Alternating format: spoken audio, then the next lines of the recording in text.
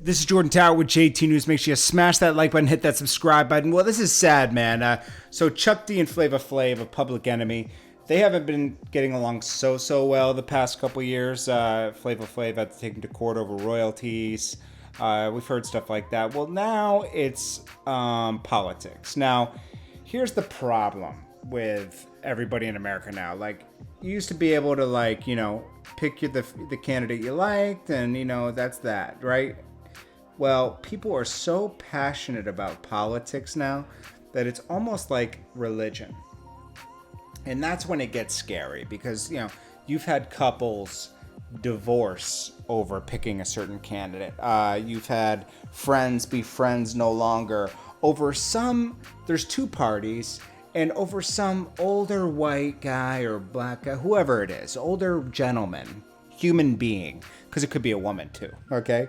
And you're some older person who really doesn't care about you. They care about getting into power. Most of them care about getting into power and lining their pockets. Most politicians are like that. Most politicians want to get in there and they want to make their little mark, and they never do what's right. What would be right is to not tax the people more and to shrink budgets where they're buying $1,000 chairs, having, you know, $500 steak dinners with our tax money, right? A lot of tax money gets wasted. If you all these budgets are public, you can see they spend tons of money on frivolous things. I mean, they do studies on, you know, grass, you know, that it's like, you know 150,000, you know, like it all adds up, right? So if they were to cut these budgets, you know what they're doing. If they didn't buy a chair for $1,000, they bought a $200 chair, said it cost $1,000, kept $800. But you know, that's how it's probably allegedly happening.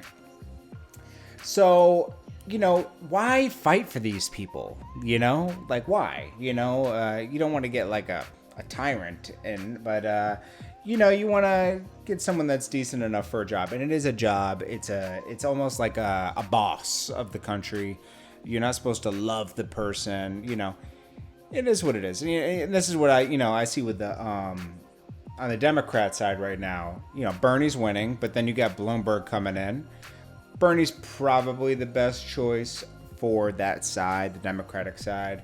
You know, I don't see Biden or Bloomberg. Bloomberg's the worst person, period. Then you got Biden, who's just kind of riding the coattails of Obama. But, you know, I don't get political. As I always say, I'm neutral, you know. So I just see that probably Bernie's the best for the Democrats. And he's been using Fight the Power song, you know, and Chuck D endorses him. Flava Flav said, stop using the song. Okay, Flava Flav came out with his lawyer, and he said, hey, if Chuck D decides to do that, that's him. To be clear, Flava Flav, and by extension, the Hall of Fame hip-hop act Public Enemy, which his likeness and name have been synonymous with, did not endorse this candidate. I bet you Flava Flav feels like Chuck D was paid too, and he might have been. Who knows? You know, Chuck D will get paid if he performs. He'll say he won't, but most of these guys have budgets. These people get paid. I'm not saying Chuck D's a seller. I like Chuck D. I'm just saying, you know, it is what it is. So then he says, also, he finished by saying, Flava's always delivered an authentic self, authenticity, and, you know, don't advertise Public Enemy's going to be there. This is a soundtrack. We don't want our sound becoming the soundtrack of a false revolution. Chuck D responds. He says, hey, Flava Flav can do whatever he wants, but he has a year to get his stuff together or he's out the group. And then he says, yeah, all over Bernie Sanders. You know, these guys are fighting over Bernie Sanders, someone who doesn't care about them. You know, these guys have a history together. They had an amazing group, but yet they're fighting over Bernie Sanders. And then Chuck D said he can dance for his money if he wants to. It's just sad, man, that they're having issues over politics. Then we got Oprah. She took a fall on stage. 50 Cent clowned her and said Michael Jackson must have tripped her with all her Me Too movies.